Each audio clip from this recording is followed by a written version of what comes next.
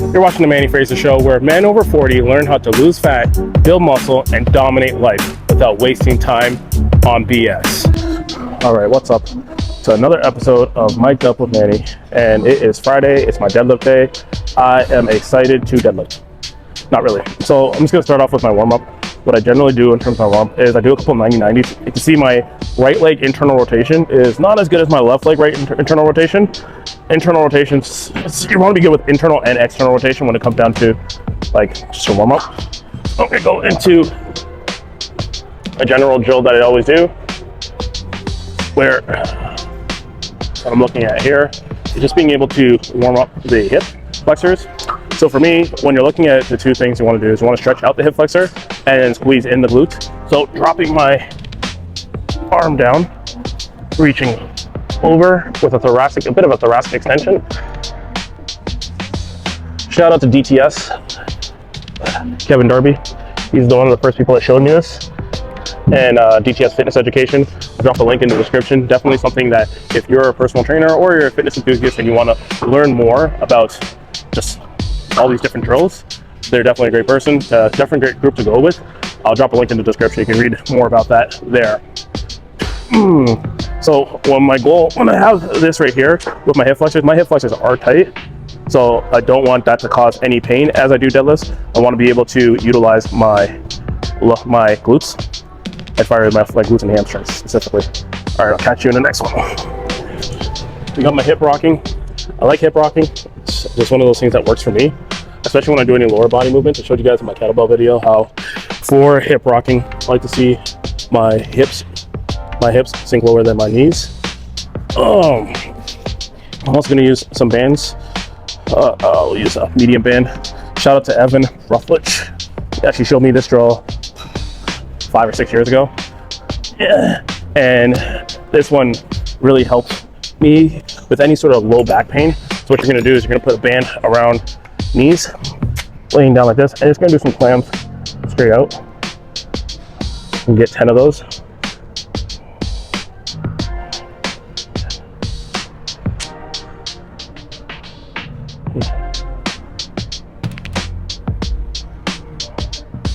Let's do the other side.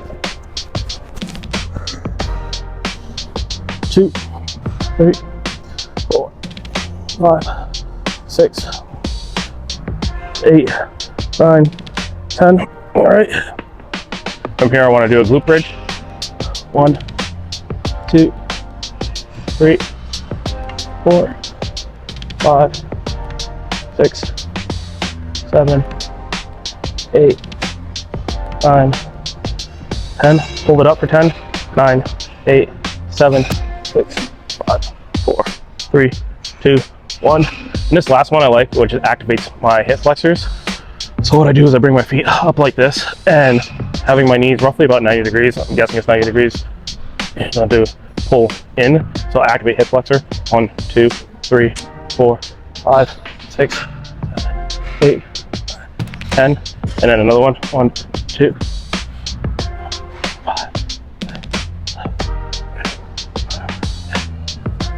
And then catch you on the next side. The last exercise I like doing is the bird dog. In terms of mobility, I really like it. Shout out to Stu McGill, Kevin Darby, a back fit pro, definitely helps with this. So what you want to do in terms of the bird dog is you want to find a medium spot to where your low back and diaphragm needs to sit. So I want to sit right over here. I want to make sure my wrists are stacked underneath my shoulders. And then from this point here, I want to brace. And then full extension of my hip flexors, and then bringing this arm up and then back down.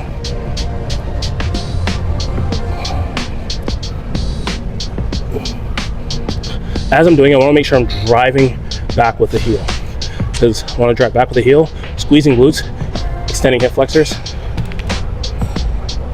Right? Another way you can do it, you can kind of bring it down or make it easier. What you want to do is you want to drag your foot across. Most common mistake you'll see happen is people are bending. You don't want bending to happen. So let's do the other side.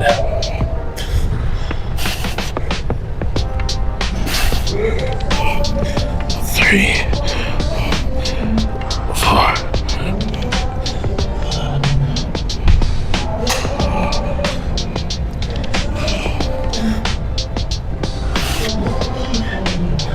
So we'll be training a speed day today. I'm doing speed deadlifts, 8 sets of 3, 340, block pull, 3 times 12, 285, squat, the close stance 3x8, barbell shrugs, 3x12, back raises, 1 set of 50, and a lat pull down for 4 sets of 15. So I'm gonna tell you guys about my setup and what I look for. So for me, when I set up, what I'm looking for is I'm looking to bring the lace of my shoe, like right here, right where the bar is. I set up the same all the time because when I go into competition, I like to visualize that I'm already lifted the weight that I have on the bar. And so it starts with practicing the same movement over and over again. So I take big air, raise,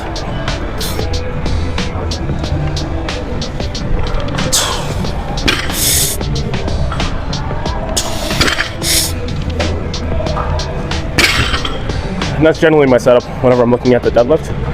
I'm working my way up to 340, so I'll have a couple more warm-up sets.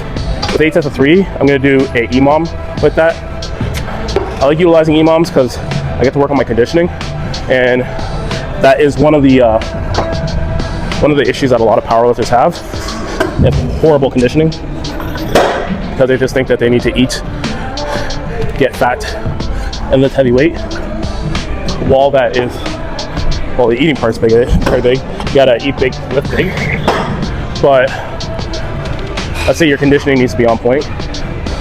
Other than for the health and longevity reasons that it poses, also during competition, a lot of guys get gassed out and bomb their third attempts because they don't train with condition. So I like utilizing my EMOM, and as I get closer to comp, I'll do some density training and whatnot.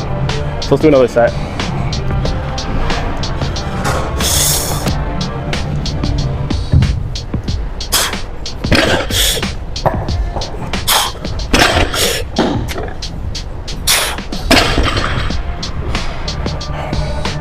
All right.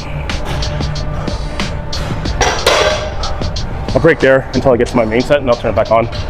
I'll do record the main set. It'll be 8 minutes, so I'll go from there. All right, so we got the speed deadlifts, 340, 8 sets of 3. I'm gonna set up the EMOM right now. Like I said, the main thing, my main goal here is kind of work through my conditioning. Say my conditioning sucks right now. It can be better. That's something that you continually work on. So we got 8. So I'm gonna be done this in 8 minutes. All right. Guess let's get started.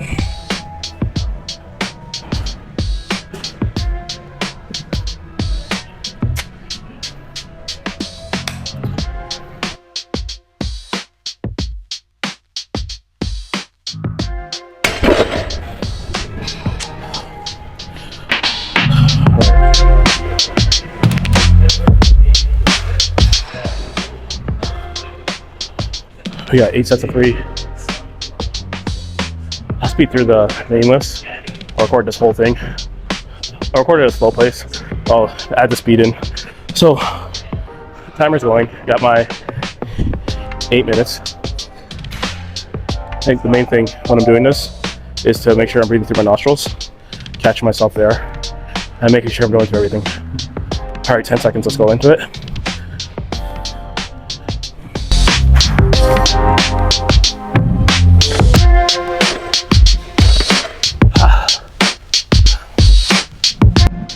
So as you're doing that, two things I'm training, one is power, and the other is my anaerobic capacity.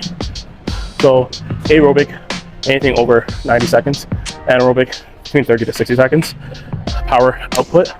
So this would be more focused on output. Like I said, I'd want to see my recovery rate doing this, how long it takes for my heart rate to recover. Utilizing this style of training, I find, gets me really ready for a competition, especially going 9 for 9.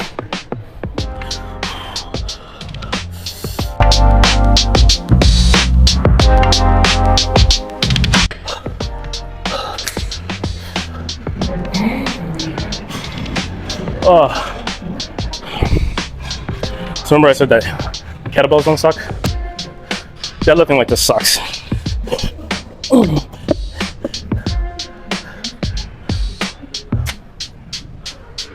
But it does get easier as you go through the time. So you'll see me next time I do this, I'll be a bit more conditioned.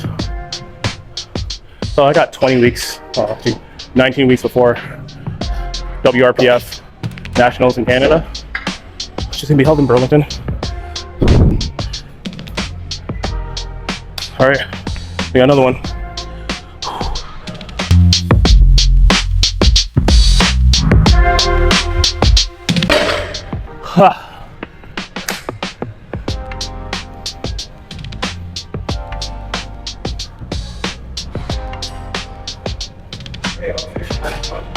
Oh man, halfway there.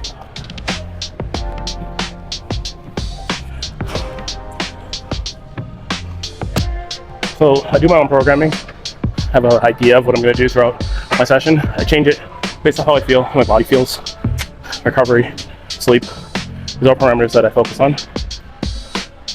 And if I got enough of it, if I didn't get enough, I might change the program for recovery's sake.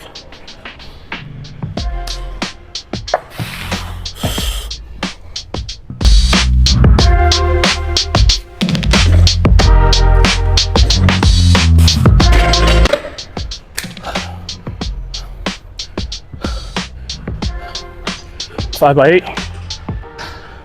Three more.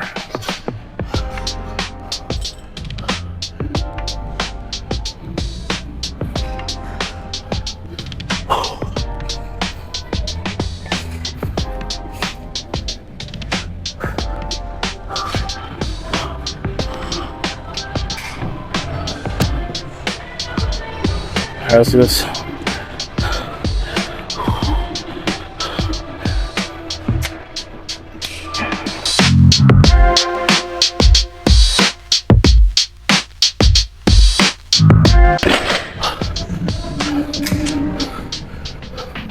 All right, 2 more sets.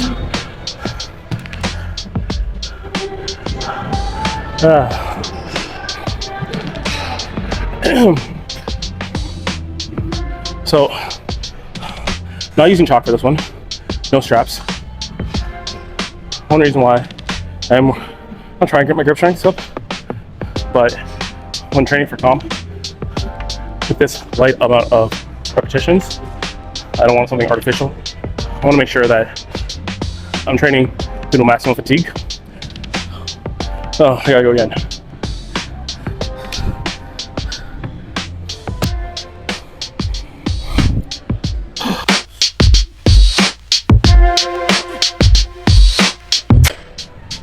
We got one more set. So I'm not using chalk. Sometimes I will do chalk. I just really feel like using it. But for this, I'm not going to use any sort of enhancements such as scraps, because in competition you can't use those. And so because I can't use them, I don't want to get used to pulling with them unless I'm doing repetition. So then with repetition, my grip will give up first. All right, last round.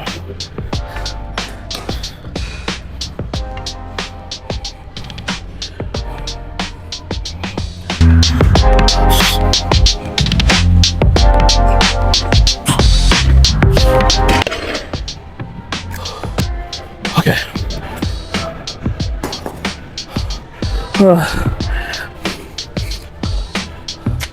So, I mean, the number one issue, the number one thing you want to focus on when it comes down to your deadlift and how you improve, there's more than enough information on strength training. A great program for a lot of new people to start with, if you're new to the powerlifting community, would be like a 5-3-1. It's really easy. It's linear progression. It keeps on going up. I started with it and I found it piqued my interest until I got into the cube method. I've been doing the cube ever since.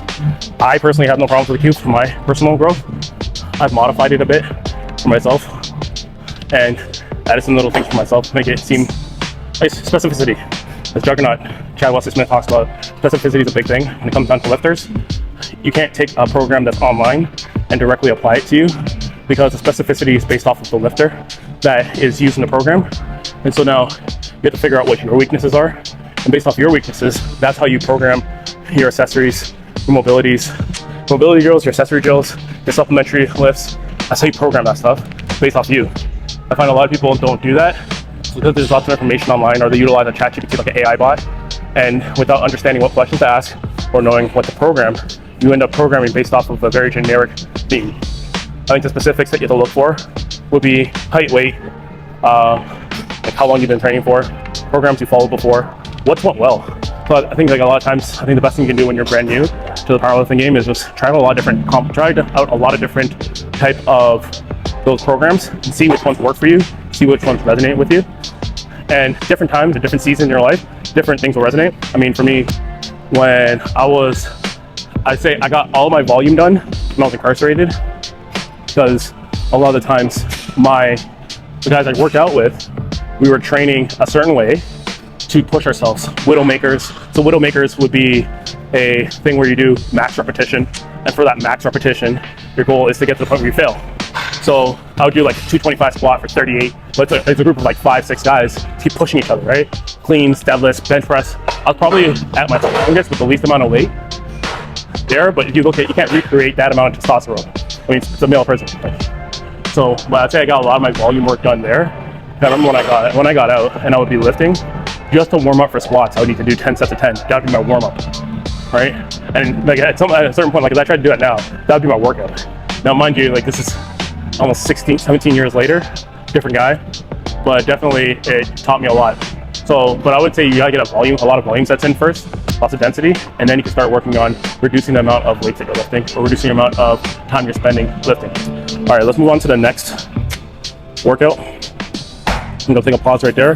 We got block pulls. I'm gonna set it up. It says 3 sets of 12 at 285. I'm probably gonna drop it down to 3 sets of 8 at the same weight, but we'll see. All right, on the next side. We're back. So I'm doing a block pull off, say it was about 4-inch blocks. The gym, if you have a gym that doesn't have 4-inch blocks, you can get they have bumper plates, like black bumper plates. You can utilize those. Those are roughly about 4 inches. You can also utilize like risers. I don't like using risers because I don't like bringing them back, so I just don't use them. I believe in a clean gym, so you should clean your gym. I was thinking about it the other day, which was like, I remember going to the gym when I was like 15, 16, and you get those big guys in the gym. And they used to be the muscle, the enforcer is like, put your waist back. And I'm like, man, we need guys like that. And I'm like, oh crap, I am the guy like that. Like, how time flies. Right, I gotta be able to tell these youngins like, hey, put your waist back. Right, but someone's gotta keep the gym clean. It's not just gonna be the people that work there. It's gotta be the people that go there too. Anyways, so we got I use deadlift bar. I like my deadlift bar. This is my own deadlift bar. You can find a lot of these online. This one cost me roughly about 200 Canadian dollars. I got it off like I got it off Facebook Marketplace and I had to go to not a warehouse, storage unit for it. But generally these will cost you, like a Texas deadlift bar will cost you like 600, 700 US dollars. Still looking at that. So with the block pulls, I'm gonna go for 12. We'll see how I feel. My minimum amount I'll do is half of that, so 6. I'd rather have 6 clean sets than a bunch of sloppy sets, because it's not about that for me. It's more about getting the movement in. Okay, so let's do it. So the reason I do block pulls work on a very big sticking point. For me, one of my biggest sticking points that I've had throughout my entire powerlifting career is not getting the bar up getting past the sticking point, which is the shin. I can get it off the ground, but then once I've learned how to create a wedge, so I've been pretty good with that. But I find that block pulls help with that sticking point when you get it off the ground, but you can't get it up like from shin all the way up. So the hinge portion. The other thing I'll do is I'm working through it. So like as I get closer to comp, so my next 9-week block, I'll have deficit deadlifts added as well in each set. So it would be like risers, deficits, and then main lift, and it'll be through everything. So main lift, deficit, risers, main lift, deficit, risers. So I spend a lot more time on the supplementary lifts than what I do now. I'm too far out for that, so I just want to add a little bit of stimulus, but not too much. All right, let's go with the 12. Ready? So I got my straps on. All right, let's go. Ooh, gotta move closer.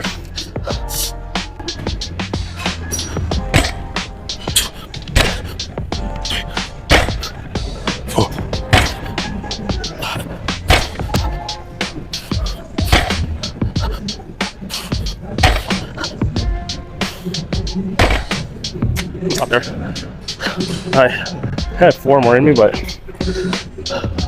one thing I found with my deadlifts is that going closer to the rep range of failure doesn't increase my deadlift. I do better with reps in reserve.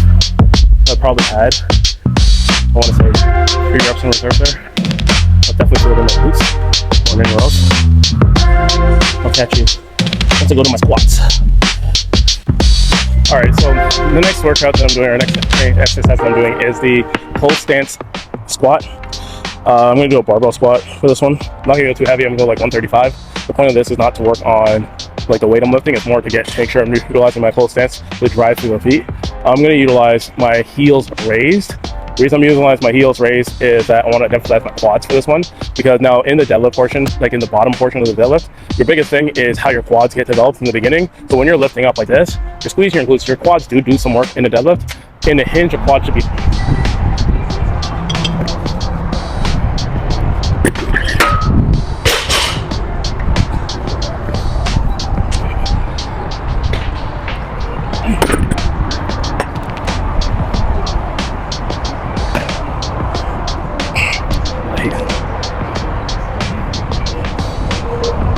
So a close stance for me would be within shoulder width.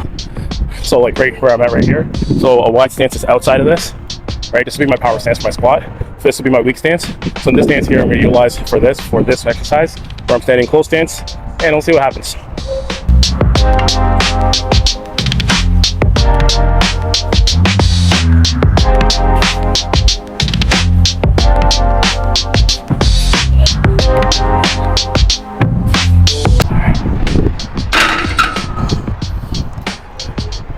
All right, I'll leave it with 135 for now. I'll go up my next round, see how that would help developing my quads. I'll do more for a main thing in terms of weakness in the deadlift. I'm far out right now. I mean, once I do my mock meet in, let's see, 6 weeks, 7 weeks, I'll be able to know how this training block went. And based off my mock meet and my numbers, I'll be able to know how to move to the next block. All right, let's do another lat pull down. So lat pull down is probably one of the biggest exercises that I see in the gym that people can, there's opportunity, let's just say that. So one of the biggest things you want to make sure is happening with lat pull down is your lats is like it's a push-pull muscle. So it's a muscle that spreads from all the way from back here, origin, and insertion. I'll put like a picture on this side so you can see what that looks like. But the main thing in terms of the lat is when it's fully stretched, it looks like this. When it's fully shortened, it looks like this. So a lot of times when you see a lot of people, they're bending over and they're pulling down to the chest and rowing when you want to be pulling down for the lat. So I'm going to show you what it looks like when I do it. So we're using a dual pulley. Don't like the dual pulley, but the only one open right now. Oh, I think I see another one. Not anymore. All right, let's go. So starting from this vertical position right here, because it's a vertical pull, I want to lean back. As I lean back, I'm pulling straight down and then right back up. As I'm pulling back up, I want to make sure that I'm stretching out at my lats, not at my arms. I want to keep my lats stretched.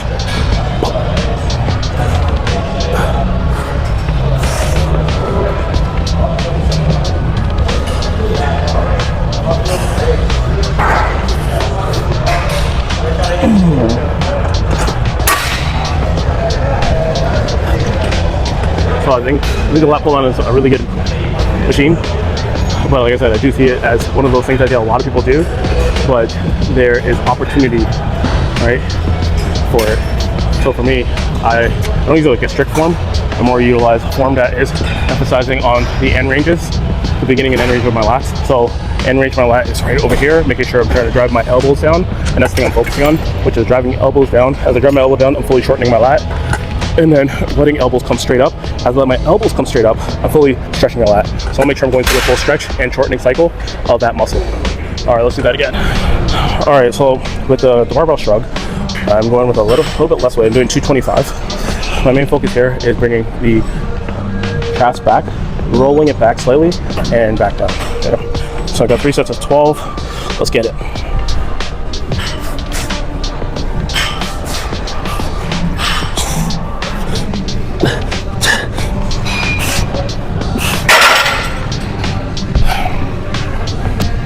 So I'm using a lot more shrugs in my in this round of training block. I'm trying to see how that emphasizes on my squat and in my deadlift. Like, I'm curious to see for my squat, for instance, I want to see how having those traps can make me bend that bar over my traps. But with my deadlift, make sure seeing how I increase my deadlift through, one, engaging my lats, but two, as I'm coming up, having that isometric hold on my shoulders so it's not coming down like that. All right, that last exercise I'm doing right now is the back extension. So with this one, I look at the low back, glutes, core as they're stabilizers, but I look at it as endurance muscles rather than repetition muscles. So it's how much can you do in a row? Because it is an endurance muscle, right? It's muscular endurance. You think about your back, it keeps you upright. It's one of the muscles that keep you upright. So if you have like a horrible low back, you see people standing like this, or they have a weak core, so they're standing like this. So working on that posture is one thing, but like that's mainly gonna be your core. So I got one set of 50. This is gonna be interesting. I think I gas out around 25. All right, let's do it.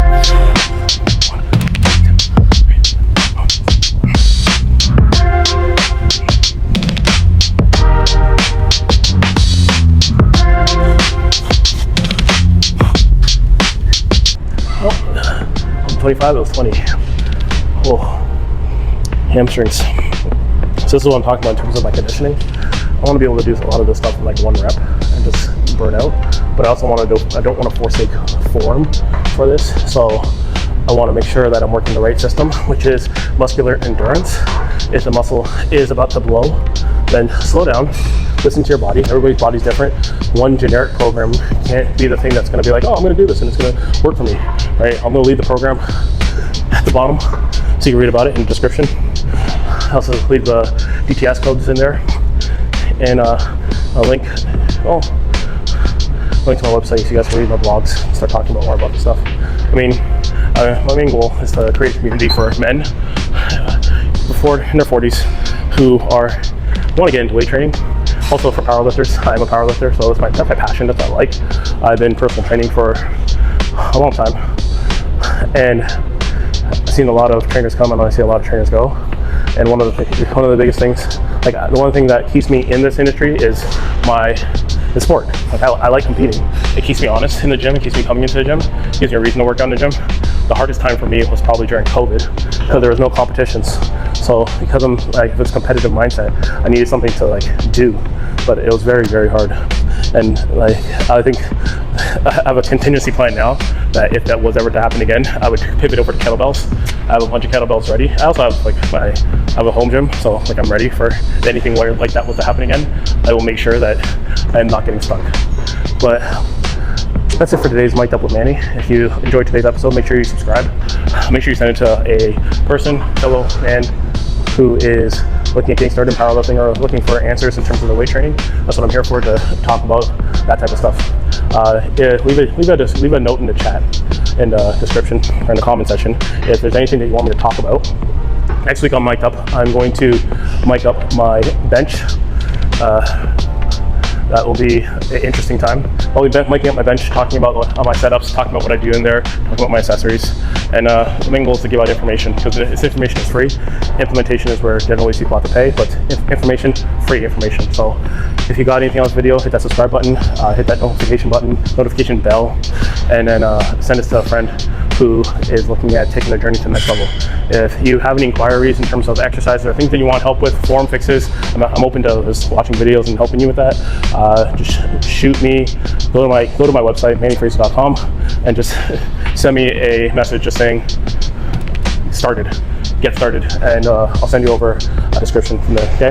All right, that's it for today. Peace. If this hit you hard like it should, hit subscribe, drop a comment, and watch the next video. Don't just get fit, get powerful.